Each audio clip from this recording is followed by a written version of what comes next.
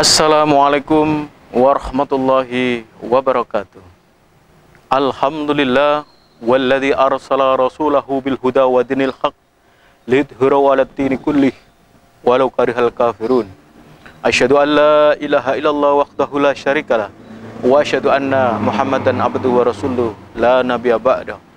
Allahumma shalli wa sallim wa barik ala sayyidina Muhammadin wa ala alihi wa ashabihi ajma'in. Qala Allahu ta'ala fil Qur'anil Karim, a'udzu billahi minasyaitonir rajim. Bismillahirrahmanirrahim. Ya ayyuhal mudaththir qum fa'andzir wa rabbaka fakabbir wa thiyabaka fatahhir wa rijha fahjur wa la tamnun tastaktsir wa li rabbika fasbir. Shadaqallahul adzim. Pemirsa Pakak TV yang dirahmati Allah Subhanahu wa taala, marilah kita panjatkan puji syukur kehadirat Allah Subhanahu wa taala yang senantiasa melimpahkan kesehatan kepada kita baik lahir maupun batin. Khususnya nikmat iman dan Islam, sehingga pada episode yang ke-15 kali ini kita bisa mengaji bareng, kita mengkaji yaitu ayat-ayat Allah, yaitu surat Al-Mudaththir. Para jamaah sekalian yang berbahagia, baginda Rasulullah SAW dengan wahyu yang keempat, surat Al-Mudaththir ini nggak ucuk-ucuk turun. 1500 yang lalu baginda Rasulullah SAW masih sendirian diikuti Siti Khadijah, kemudian ada Bilal bin Rabah, kemudian ada Sayyidina Ali yang keponakannya masih kecil, ya, belum banyak seperti saat ini. Tentunya tokoh-tokoh, orang-orang kafir, mereka sangat tersentak dan kaget dengan ledakan surat Al-Alaq itu, karena ada seorang nabi, ada seorang manusia mengakukan nabi, ya, membawa pesan dari Tuhan bahwa pencipta ini adalah Allah Subhanahu wa taala dan masih ada hidup sesudah mati ini. Mereka guncang karena apa? Keistiqomahan ledakan daripada Al-Alaq, yaitu Ahad, Allah Subhanahu wa taala, Allah saja Tuhannya, dan Muhammad sebagai nabinya. Gegerlah kota Makkah saat itu, para jemaah sekalian. Pemirsa Pakak TV yang dirahmati Allah Subhanahu wa taala. Setelah kemudian Allah turunkan Al-Qalam menjadi pribadi untuk hidup dengan Quran, bercita hidup dengan panduan Al-Quran. Kemudian Allah turunkan landasan spiritual surat Al-Muzammil supaya kita menjadi pribadi yang selalu butuh kepada Allah Subhanahu wa taala, selalu ada bimbingan dari Allah Subhanahu wa taala. Maka Al-Mudaththir, wahyu yang keempat, memberikan setidaknya ada pesan penting di sini. Bagaimana orang-orang kafir bingung dengan pergerakan Muhammad saat itu, karena sudah menjadi pembicaraan bahwa Muhammad membawa agama baru yang namanya Islam, Tuhannya Allah dan nabinya Muhammad. Mereka kemudian berkumpul dan mereka ada menyebut Muhammad itu jangan sampai mempengaruhi banyak orang, maka kita harus sepakat Muhammad itu berarti dukun. Nah, mereka akan melabeli, ya, termasuk para basar pun disuruh, nah, ini Muhammad ini dukun, gitu.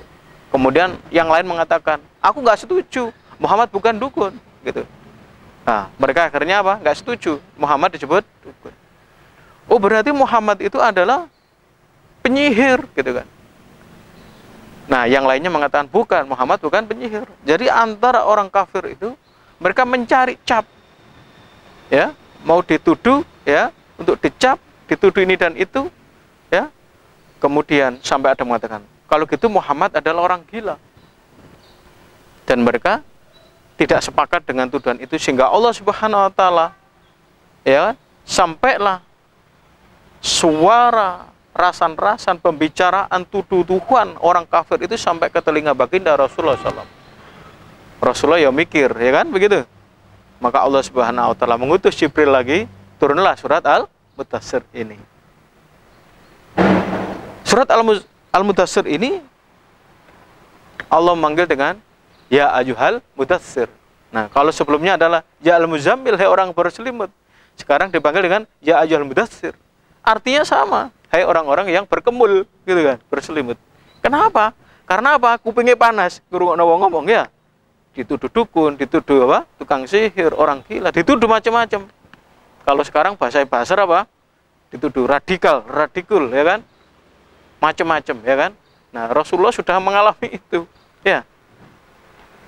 Maka Allah karena sayang kepada nabinya, sayang kepada kekasihnya, Allah panggil itu dengan ya ayyuhal mudatsir, hai orang-orang yang berselimut berkemul.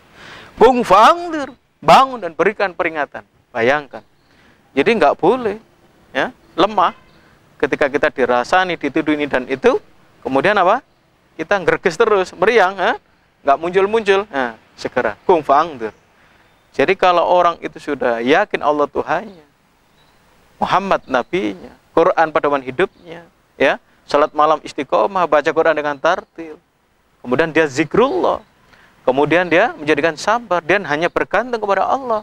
Kita butuh kepada Allah dan kita terus belajar hijrah, meninggalkan hal-hal yang apa? Tidak baik. Maka di sini diperintahkan warabbuka fakabbir. Dengan nama Tuhanmu muliakanlah, besarkanlah. Jadi kita sebagai orang beriman, jadi orang Islam itu nggak boleh inferior, nggak boleh minder, nggak boleh berkecil hati. Kita harus yakin, mantap begitu. Yakin akan pertolongan Allah Subhanahu wa taala. Karena nabi kita ujiannya berat. Ya. Kita ini belum seberapa. Ya, jadi kita ya harus sabar kalau ada yang pro kontra.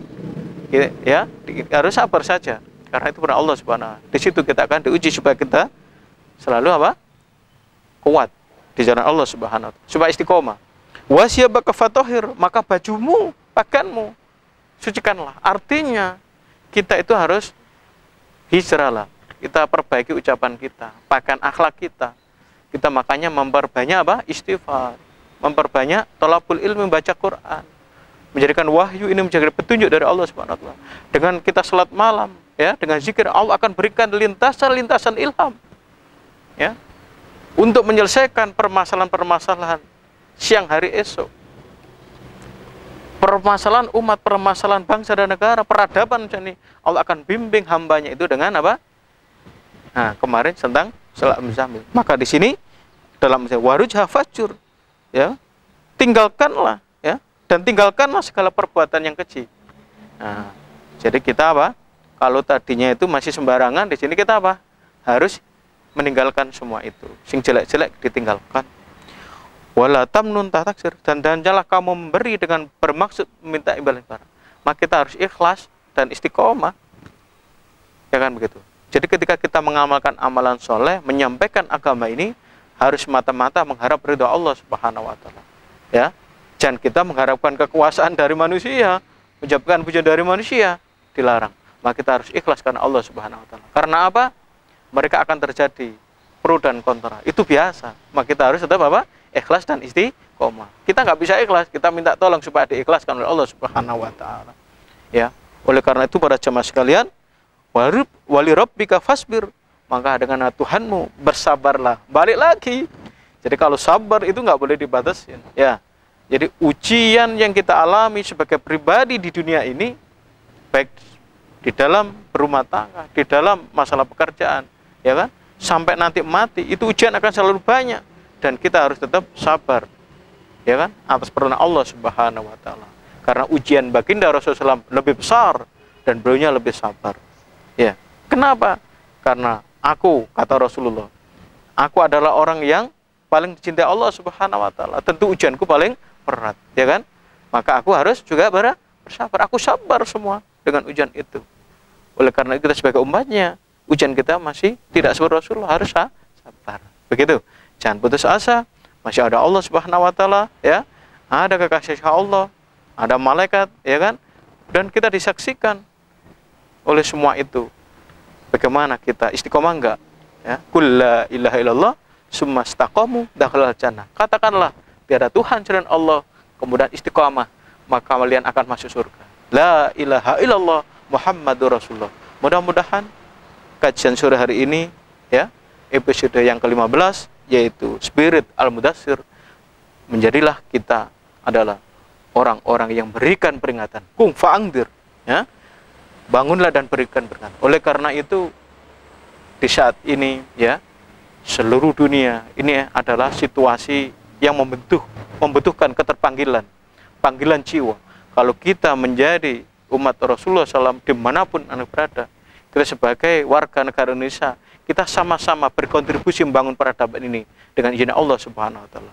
Mudah-mudahan energi Ramadan 1414 Hijriah ini menjadikan kita orang-orang yang bisa menatap masa depan dengan optimis dan semua atas bimbingan Allah Subhanahu wa Ta'ala. Amin ya rabbal alamin. Mudah-mudahan bermanfaat, kurang lebihnya mohon maaf. Hadanallahu wa iyyakum ajmain. Assalamualaikum warahmatullahi wabarakatuh.